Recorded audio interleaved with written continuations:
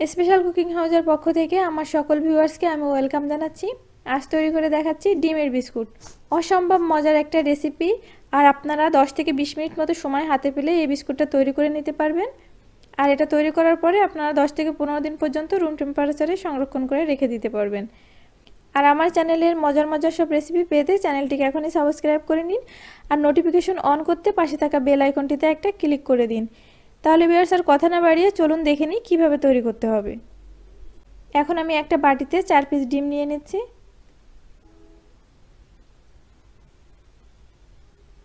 তো ডিম 4টে চেষ্টা করবেন যে একটু বড় সাইজের নিতে।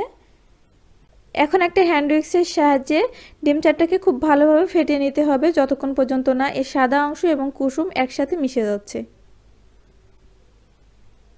এই যে আপনারা দেখতেই পাচ্ছেন আমারটা কিন্তু ভালোভাবে মিশে গেছে। এখন আমি এর মধ্যে দিয়ে দিচ্ছি স্বাদমতো লবণ, আর এখানে দিয়ে দিচ্ছি 3 টেবিল চামচ পরিমাণ চাউলের আটা। তো এই চাউলের আটাটা আপনারা অবশ্যই দিবেন, কিন্তু অনেক বেশি দেওয়া যাবে না। আমি যেরকম দিয়েছি ওরকমটাই দিতে হবে, তাহলে আপনার ডিমের বিস্কুটগুলো অনেক বেশি ফুলে যাবে এবং এটা খেতেও অনেক বেশি ভালো লাগে। আর বিস্কুটগুলোর ভিতরে কিন্তু একদমই ফাঁকা জায়গা থাকে না, পুরোটাই ফুলফিল হয়ে যায়। তো এখন এর মধ্যে আমি দিয়ে দিচ্ছি চিনি। চিনিটা অবশ্যই স্বাদমতো দিতে হবে। তো আমি এখানে প্রায় 1 কাপের মতো চিনি দিয়েছি। এখন এই চিনিটাকে খুব ভালোভাবে মিশাতে হবে যতক্ষণ পর্যন্ত না ভালোভাবে চিনিটা গলে যাচ্ছে।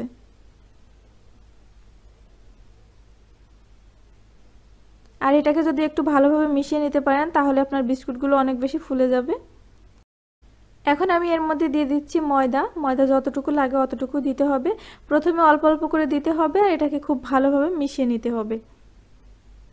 তো ময়দার পরিবর্তে আপনারা এখানে কিন্তু আটাটাও ব্যবহার করতে পারেন। এখন এটাকে হাত দিয়ে এভাবে করে মেখে নিতে হবে, একটা রুটি বেলার কাই তৈরি করার মতো। আর এর জন্য অল্প অল্প করে দিয়ে এভাবে মাখিয়ে নিলে সবথেকে বেশি ভালো হয়। আর এই পুরো মিশ্রণটার মধ্যে কিন্তু আমি 1 ফোঁটা পানি বা লিকুইড দুধ কোনো কিছুই দিইনি। 4টা ডিম আর 1 কাপ চিনির জন্য যতটুকু পরিমাণ ময়দা লাগে ততটুকু পরিমাণ দিতে হবে। যতক্ষণ পর্যন্ত না একটা রুটি বেলা কাই তৈরি হচ্ছে ততক্ষণ পর্যন্ত অল্প অল্প করে দিয়ে এভাবে করে মাখিয়ে নিতে হবে। এই যে আপনারা দেখতেই পাচ্ছেন আমারটা কিন্তু মাখানো হয়ে গেছে। ঠিক এরকমটাই হবে। এখন এটাকে ঢাকনা দিয়ে ঢেকে রাখতে হবে 5 থেকে 7 মিনিটের জন্য।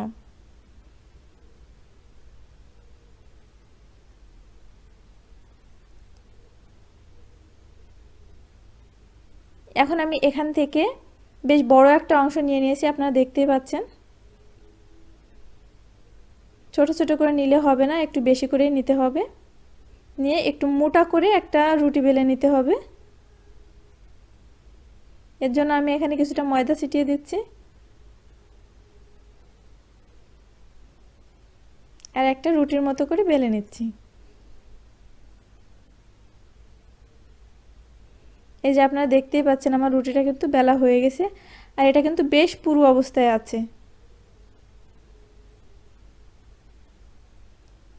এখন এটাকে এভাবে করে কেটে নিতে হবে।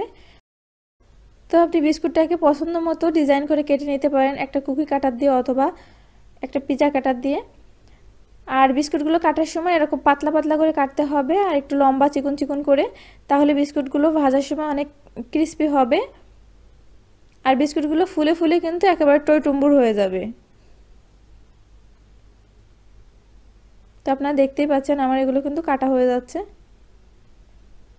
আর একটা রুটি তৈরি করে এরকম কাটার পরে সেগুলোকে রেখে দিতে হবে। এরপরে অন্য আরেকটা রুটি তৈরি করে নিতে হবে, আর আগের রুটির যেই কাটা অংশগুলো ছিল বিস্কুটের সেগুলোকে ভেজে নিতে হবে, তাহলে কিন্তু বিস্কুটগুলো অনেক বেশি ফুলে যায়, কারণ কাটার পরে কিছুটা রেস্ট যদি দেওয়া হয়। এখন চুলায় আমি একটা প্যান বসিয়ে দিয়েছি বিস্কুটটাকে ভাজার জন্য, আর এখানে দিয়ে দিচ্ছি পর্যাপ্ত পরিমাণে তেল। একটা কাঠি দিয়ে চেক করে নিচ্ছি, যখন কাঠির গায়ে এরকম বাবলস উঠবে তখন বুঝবেন যে তেলটা ঠিকমতো গরম হয়েছে। এখন আমি বিস্কুটগুলোকে এর মধ্যে দিয়ে দিচ্ছি। এই পর্যায়ে চুলার আঁচটা থাকবে মিডিয়াম আঁচে, আর বিস্কুটগুলো যখন একেবারে ফুলে উঠবে তখন চুলার আঁচটা একেবারে কম করে দিতে হবে। যতগুলো বিস্কুট ধরে আমি ততগুলোই দিয়ে দিচ্ছি এর মধ্যে। এখন বিস্কুটগুলোকে এভাবে করে একটু নেড়েচেড়ে দিতে হবে।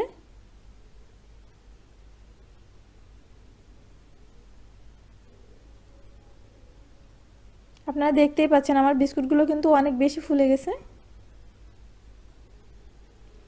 এই পর্যায়ে চুলার আঁচটা একেবারে কম করে দিতে হবে, দিয়ে আস্তে আস্তে তেলের মধ্যে একটু সময় নিয়ে বিস্কুটগুলো ভেজে নিতে হবে। এতে করে বিস্কুটগুলো অনেক বেশি ক্রিস্পি হবে এবং যার কারণে কিন্তু বিস্কুটটা অনেক টেস্টিও হয়ে থাকে। আর যখন দেখবেন যে এটা এরকম কালার হয়ে গেছে তখন এটাকে তেল থেকে উঠিয়ে নিতে হবে।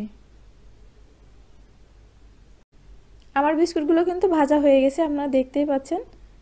এখন এই সবগুলো বিস্কুটকে কিন্তু আমি নামিয়ে নিচ্ছি পরিবেশন করার জন্য।